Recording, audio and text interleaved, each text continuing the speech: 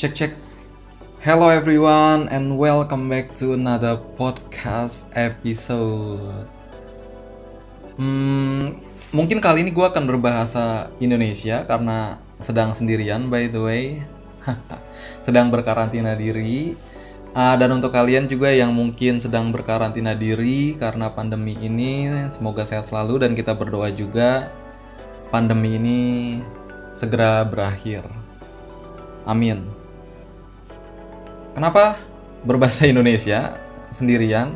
Karena kalau sama fiance Ibu Riris, kami itu kan berusaha mengonsepkan semua konten atau platform sosmed itu pakai bahasa Inggris dengan harapan semoga tidak ada yang nyinyir ya, amin.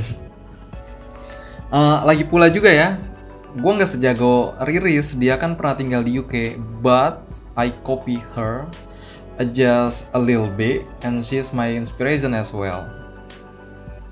But juga campur-campur lah ya sama bahasa Indonesia, toh gue juga learner. I just wanna improve the one skill though in English. Gitulah pokoknya. Oke, lanjut ke topik. Podcast hari ini tuh akan bercerita tentang pengalaman gue tinggal sendiri setelah memutuskan mandiri 5 tahun yang lalu, berpisah dari orang tua. So this experience is divided into 2 part. First of all, ketika gue kerja sambil ngekos, dan kedua ketika punya rumah tapi yang it's genuinely I'm alone at my own freaking house and I haven't got any wife yet. So pertama tuh gue curhat, flashback sedikit, curhat ke teman gue, sebut aja Ibin. Like I was getting bored, they all live in Tangsel, tapi other side I should go for work in Jakpus. Gitulah, nggak seru banget orang Tangsel kerjanya di Jakarta Pusat. Nah, si Ibin ini dia tuh udah duluan ngekos di Jakarta nih. Kerjanya di Jakarta kan, dia ngekos di Jakarta.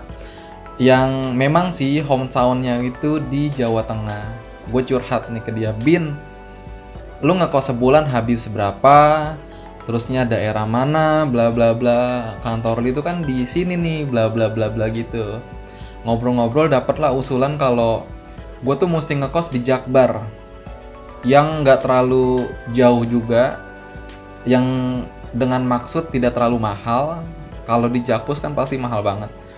Di Jakbar nggak terlalu mahal dan juga nggak terlalu murah dan juga masih ramai, yaitu di dekat-dekat kampus BINUS. Pasti kalian tahu lah yang orang Jakbar seperti itu. Nah, ke kantornya dari Jakbar itu pakai motor. Jadi gue dari rumah bawa motor ke kosan. Jadi selama gue ngekos itu rutenya motor, kosan kantor, kantor kosan, weekend pulang ke rumah. Seperti itulah. Long story short, it took like 3 years gue ngekos. Dan ada satu hal yang bisa gue tangkap dari perjalanan ngekos, yaitu tinggal sendiri itu benar-benar ngebentuk diri lu, men. Kepribadian lu, disiplin lu, baik itu diri lu sendiri, disiplin diri ataupun disiplin waktu. Dan juga manajemen uang, men. Dan masih banyak lainnya juga, bahkan sampai urusan percintaan juga, men. Itu ngebentuk diri lu banget, seperti itu. Lanjut pengalaman kedua, ini singkat cerita juga, gue baliklah ke rumah karena gue dapet warisan dari nyokap gue, yaitu rumah yang lumayan lah 100 meteran.